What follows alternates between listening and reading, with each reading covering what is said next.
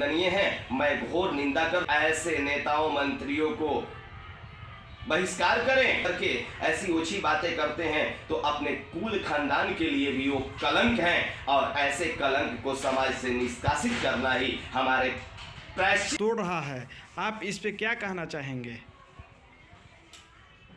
सर्वप्रथम तो मैं आपके चैनल के माध्यम से पूरे देशवासियों को एवं बिहार वासियों को, सभी सनातन धर्मावलंबियों को मकर संक्रांति की हार्दिक शुभकामनाएं कहना चाहूँगा और सबकी जीवन में मंगल, निरंतर मंगल होते रहें, मैं ये भगवान से कामना करूँगा।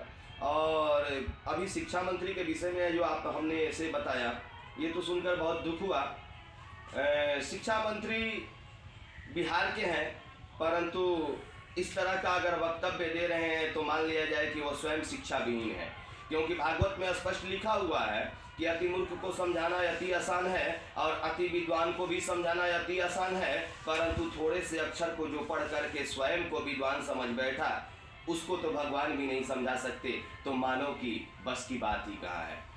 शिक्षा मंत्री होकर इतने उच्चतम पद पर बैठ करके और इस तरह की ऊंची बातें करते हुए शिक्षा मंत्री के मुखारबिंद से ये शोभा नहीं देता। अगर ऐसा शिक्षा मंत्री कर रहे हैं तो ये बिल्कुल निंदनीय है। मैं घोर निंदा करता हूं और मैं पूरे समाज से आग्रह करता हूं कि ऐसे नेताओं मंत्रियों को बहिष्कार करें और मैं उनको तो बिहार के लिए कलंक, देश के लिए कलंक, सनातन धर्म में जन्म लेकर के ऐसी ओछी बातें करते हैं तो अपने कुल खानदान के लिए भी वो कलंक हैं और ऐसे कलंक को समाज से निष्कासित करना ही हमारे प्रायश्चित होंगे। और हम बिहारवासी अगर ऐसे मूर्ख शिक्षा मंत्री को इतने उच्चतम पद पर अगर स्थापित कर दिए हैं तो हमारा भी कर्तव्य बनता है कि उसका सुधार करें, ऐसा शिक्षा मंत्री का हम बहिष्कार करें। रामायण के विषय में इस तरह की ओछी बातें उन्होंने की है, जबकि मुझे लगता है कि सिर्फ रामायण के वो छंदों को पढ़े हैं, सिर्फ चौपाइयों को पढ़े हैं, उसके गहराइयों तक नहीं पहुंचे हैं। रामायण में एक चौपाई आता है, ढोल गंवार शूद्र पशु नारी सकल ताड़ना के अधिकारी।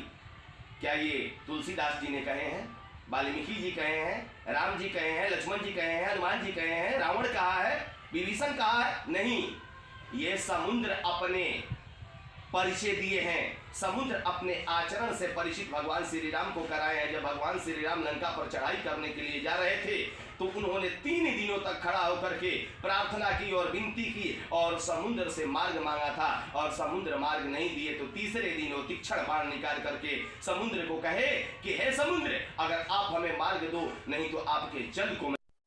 बिहार के शिक्षा मंत्री चंद्रशेखर जी का बयान आया है कि रामचरितमानस समाज में जो 85% आबादी है उनको विभाजन करता है। रामचरितमानस में कुछ ऐसे ये हैं मनुस्मृति की तरह, वो विभाजन पैदा करता है, उसको जला देना चाहिए। आप कितना सही मानते हैं? देखिए, बाबा तुलसी ने एक बहुत अच्छी बात शुरू में ही कह दी है अपनी रामचरितमानस रचना के दौरान ही जी। स्वांतः सुखाय तुलसी रघुनाथ गाथा। जी। मैं अपने अंतःकरण के सुख के लिए रघुनाथ की गाथा लिख रहा हूँ। जी। कुछ भी कहने से पहले उसका पूर्व पक्ष जानना चाहिए कि किस संदर्भ में कहा गया है, कौन सी बात कहाँ कही गई है। जी। पहली बात तो ये है कि हम सभी कई सौ वर्ष गुलाम रहे। जी।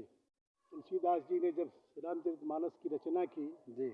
उसमें पाठ भेद भी देखने को मिलते हैं। जो बहुत पहले पुस्तकें छपी थी रामचरितमानस की, जो ग्रंथ छपा था, उसमें कुछ और मिलता है, बाद में कुछ और मिलता है। जी। लेकिन जहाँ का प्रसंग श्री चंद्रशेखर जी ने उठाया है, जी। वैसे स्वतंत्रता सबको है जी। स्वतंत्र भारत में, जी। परंतु संदर्भ पूर्ण रूपेण किसी के सामने रखना चाहिए। जी। तो जहाँ दीक्षांत समारोह शायद चल रहा था, जहाँ वो बोल रहे थे, जी। तो दीक्षांत समारोह में किस विषय पर बोलना जरूरी है, उस विषय को न बोल करके जी। और बरगलाने का काम उन्होंने किया है मेरी समझ में, जी। जो उचित नहीं है। यदि शास्त्र पर कुछ चर्चा करनी है तो मानस जो मर्मज्ञ हैं, जैसे मान ले वो भी सुने हैं कि प्रोफेसर रहे हैं या प्रोफेसर थे, अभी शिक्षा मंत्री हैं, जी। जी।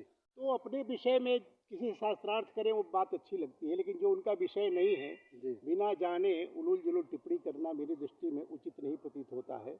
अतः यदि उनको रामचरितमानस के ऊपर कुछ चर्चा करनी है तो हमारे भारत में अनेक लोग हैं रामचरितमानस के बारे में जो एक एक शब्दों के ऊपर पीएचडी करे बैठे हैं या पीएचडी कर सकते हैं, है कि नहीं? और लोग कर रहे हैं रामचरितमानस के अनेक शब्दों के ऊपर। अतः उनसे बैठ करके चर्चा करके और फिर कुछ बोलना चाहिए, और वहाँ बोलना चाहिए जहाँ रामचरितमानस की चर्चा हो रही है। वहाँ विद्यार्थियों के बीच रामचरितमानस की चर्चा करना मेरी दृष्टि में उचित नहीं था। और समसामयिक जो विषय हैं, जो जातिवाद, आजकल मुझे लग रहा है कि जातिवाद आजकल ज़्यादा फैल रहा है, बल्कि लोकतंत्र में ज़्यादा इसका विकास हो रहा है। बल्कि पहले तो ये